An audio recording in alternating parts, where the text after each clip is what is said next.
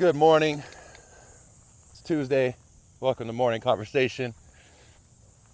Hope everybody had a wonderful day yesterday. I hope you played with your dog yesterday, at least for a 10-minute session. And then I hope you put that toy away because that toy has value, as should you. When you have access to that toy and you solicit the play and you provide for your dog the things that they enjoy on a species level as a dog. I'm not talking about providing a couch and a bed and blankets and all that stuff for them. I'm talking about real pleasure tied to their prey instinct. When you provide that access, you have real value. You have relevancy then. So, one thing I was thinking about, I don't know, last night was along the line of dog parks, but restaurants, breweries, bars that are dog friendly. We have one here. It's called Oso. If you if you go to these places and you feel like, oh my God, the dogs have so much fun, it'd be just so great to take my dog to Oso, your thinking is flawed. You're better off going to a dog park. Think about it. You've got a bunch of unknown people, strangers. You got a bunch of unknown dogs that may or may not be well behaved. Most of them aren't. Most of them just get to go say hi to anybody they want. They get to jump up on the table. They get to be in other dogs' space. It's crowded. It's noisy. You're distracted. I mean, let's face it. If you have trouble handling your dog when you're not distracted, don't take them to a place where you're going to be distracted. And there's lots of potential hazards and obstacles to navigate. That's number one. Number two, you have alcohol involved. You're better off going to a dog park. I'm not an advocate for a dog park. There's more risk involved than reward there. It's an organized, dirty, disease-ridden, unknown, potentially fight club. But hey, if you want that for your dog, Tonkies, let's go. Good boy. That's a good boy. Good boy. You're better off going to a dog park versus taking your dog to Oso. Bunch of unknown random dogs, bunch of adults that are shit-faced. Even if they're not paying attention to their dog. They're not paying attention to you. It's just all bad. So if you think it's a good idea and be super cool to take your dog to Oso, think again. There's almost every restaurant out there that has a patio is dog friendly. So just take your dog, who's, after you work with me, is going to be well behaved and can sit on a patio, not get in other people's business, not get in other dogs' business, not blow up at everything that walks by, not want to chase every bird that lands, and enjoy. You don't need to go to what amounts to an indoor, very crowded dog park with alcohol involved. Not a good idea logically. But then again, most people don't use logic first when it comes to dogs. Certainly nobody at Oso is using logic. Not to its full capacity. So, obviously, we know one alcoholic beverage impairs your ability to think and make decisions. So, don't take your damn dog to Oso. Terrible idea. Terrible idea. Just don't do it. Better off going to the dog park. At least people there aren't really paying attention, but they're not, for the most part, the likelihood that they're drinking alcohol is low. They're drinking Starbucks, right? So, and they're just socializing with each other, standing there. At least it's wide open, right? It's not contained, it's wide open. And for those of you who say, yeah, but I need to exercise him, it's just, where else can I take him to run? Tonkies, let's go. Come on. Yes, good boy. Good boy. To any old park. To any old park. getting your dog to do more exercise, more running, isn't going to help their behavior. It's not. Exercise is important. Yes, absolutely. But you take your dog to the dog park, they get to run around. How much is that really helping them, or is that really achieving the dog that you want? Do they listen to you? Is it making them listen to you better? Is it making them understand to wait at the door before they pull you outside? Is it magically somehow making them not run to the front door when they hear someone knock? Is it magically making them not invade your personal space? No, it's not. So let's again apply just a little bit of sense, just a little bit of logic, just a little bit. I know it's hard for some people because we got so much emotions. We're told so much bullshit out there about our dogs, and we think from a human perspective because we're all very ego driven. So we think from a human perspective rather than like actually the dog perspective and what's actually going on. But let's just apply a little sense. A little sense. Taking your dog to a park, putting them on a 15-foot line and wandering around like I'm doing with Tonks here is worth its weight in gold. Worth its weight in gold, especially when compared to your neighborhood dog park. Tonkies, go get it. Yes, good boy. Good boy. Good boy. He's not interested in chasing the ball right now. That's all right. I'll offer it. He likes chasing it, but get you. Ready? Go get it. Good boy. Good boy. Come on, bud. Let's go. Yes. Now, get it. Good boy. Come on. Come on. Good boy, Tonkies. Good boy. Good boy. Yeah, that's a good boy. All right. Ready? Go get it. Tonkies feels like playing fetch. Good boy. Come on, bud. Let's go. Let's go. So here's your solution to a dog park. Play with your own dog. Put them on a 15, 20-foot line and play some fetch with them. Good boy. Good boy. Good boy. That's the solution. The solution is to train your dog. Don't just cut them loose in a gated place because you haven't trained your dog and at least you feel safe they're not going to run away. Come on, bud. Let's go. Come on. Come on. That's why you like the dog park, because it means you don't have to train your dog because they're not going to run off because it's fenced. Good boy. Just admit that. Dog park allows you to be lazy. Go get it. That's what it is. Because in order to do this, in order to have your dog off leash and play fetch, come on, bud.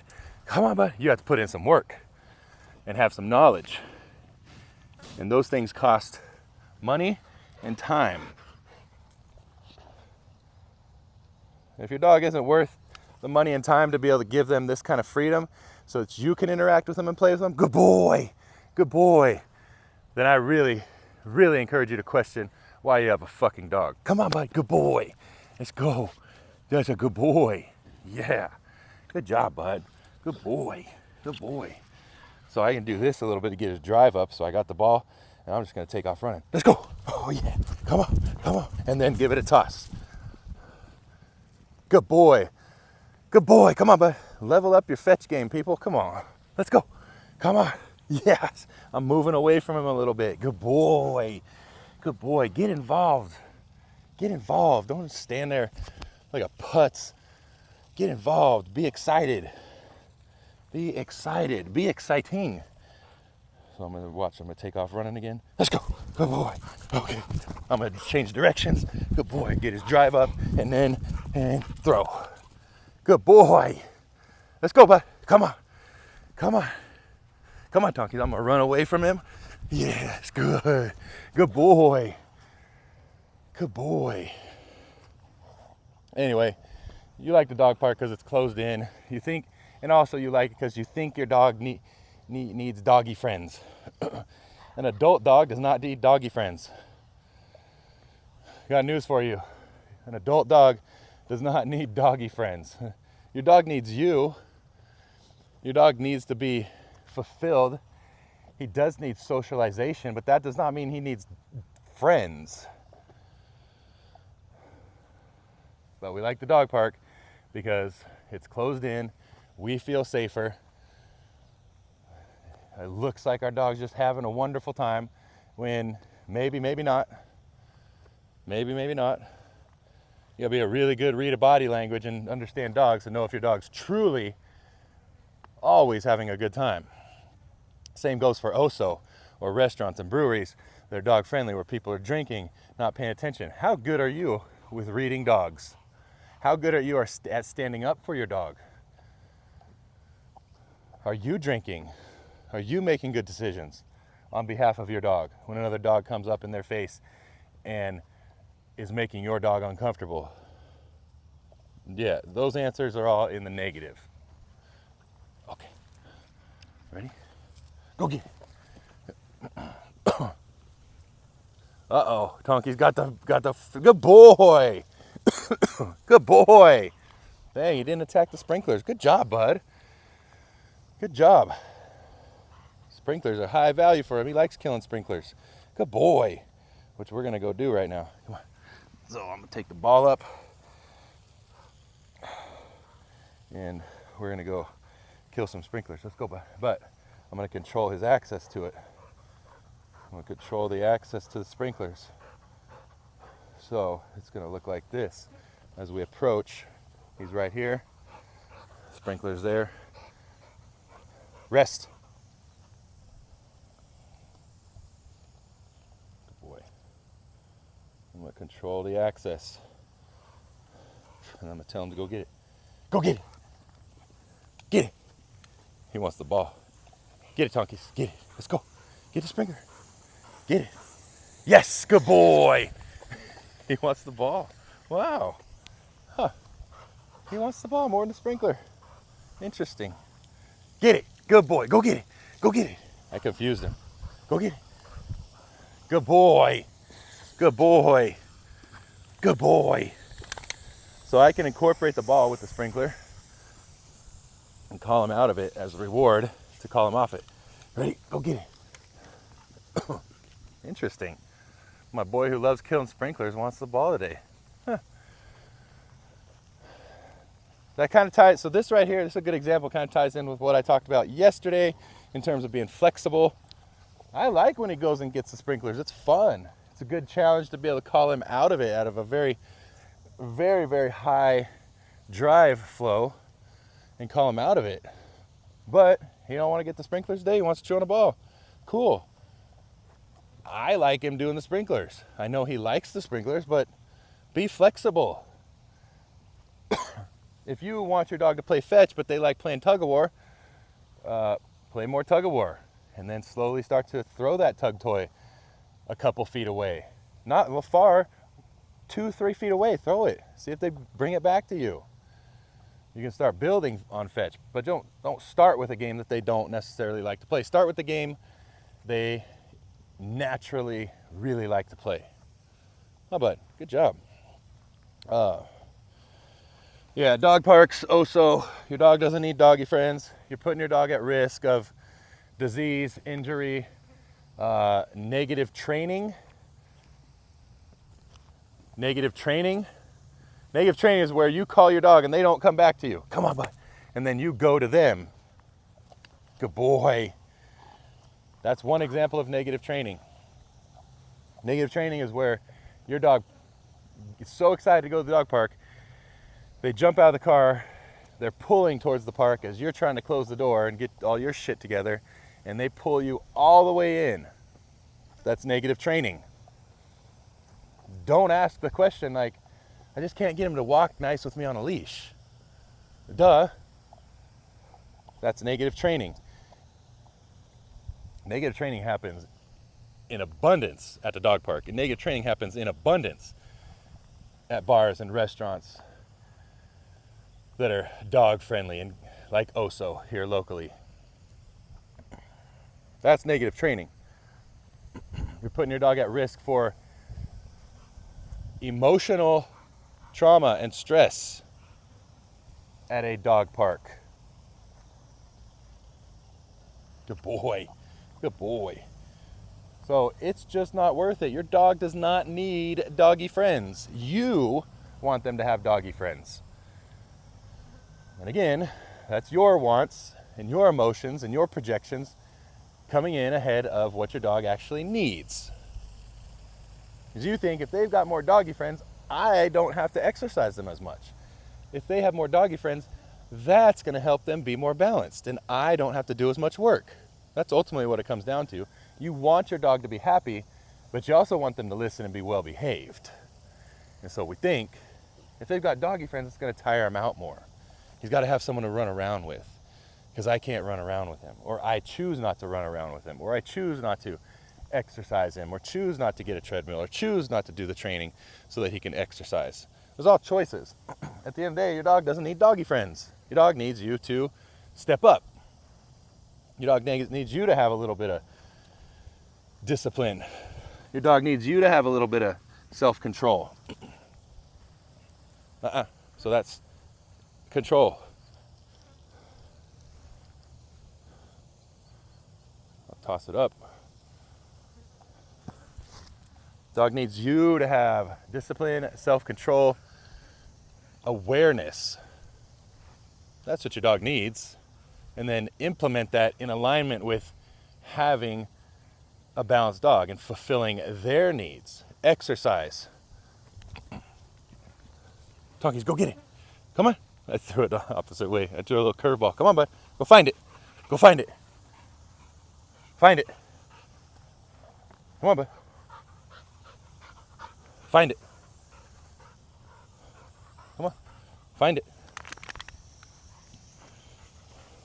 Get it. Right there. Tonkies. Get it. Look at, he's only using sight, so he's not looking for the ball. Looking up at me for the answer. Punks.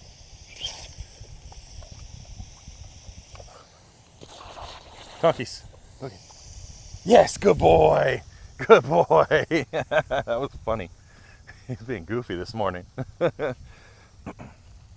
Anyway, you think doggy friend's gonna help you have a balanced dog and exercise them so that you don't need to put in that work. That's all it is. Your dog don't need doggy friends. He doesn't. He just doesn't, period. So your dog needs you to interact with them. Your dog needs you to step up and show them that you are the master of their world. Show them that you are a master of them. That you are a provider for them. Emotionally, physically, mentally, the essence of the dog. Provide for that. Give me that, give me that, give me that. Ready? Good boy. That's what your dog needs from you.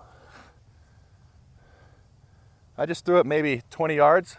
So, what, a 60 foot line? You can get a 60-foot long line.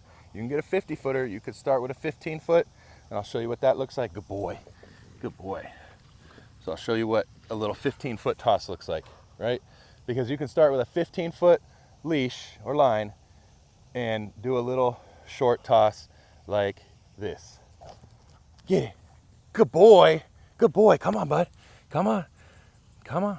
So you start to build your trust in your dog. You start to give them a little exercise. You practice. And then maybe you drop that line when they go out 20 feet. And that way you can call them back, or you can step on that line. And then you grow up to a 20-foot line, a 30-foot. And then maybe they're dragging that 30-foot line or 50-foot line. This is what your dog needs from you. Your dog needs you to take them out and experience nature, the human world, and help them navigate it. They need to be able to trust you that you can help them navigate it. And that's done on your daily interactions inside the home. You need to be able to trust your dog. And that also comes through you working with them and training them and bonding with them, truly bonding, not sitting on the couch loving them. That doesn't help you trust your dog, by the way. Trusting your dog comes through being able to out their toy, throw it, and have them come back. You want to build trust with your dog, and do you want to trust your dog more? Play more with them. Come on, bud, good boy. Yes, good boy. If you really want to trust your dog more on walks, in the home, outside, wherever, step up how much you're playing with them. Watch what happens. That's it. I try to keep these things at 20 minutes. Most people probably check out early anyway. Hopefully I gave you something to think about. Hopefully I gave you something to feel about some type of way. If you took it personally, anything, you didn't like what I had to say, that's an area to explore, because that's probably an area that's blocking you from having a best life with your dog, an actual, true, pure flow and relationship with your dog. Have a good day. Good boy. Good boy, Tonkies. Come on. Come on. Come on, bud. Good boy. That's a good boy. Good boy. Rest.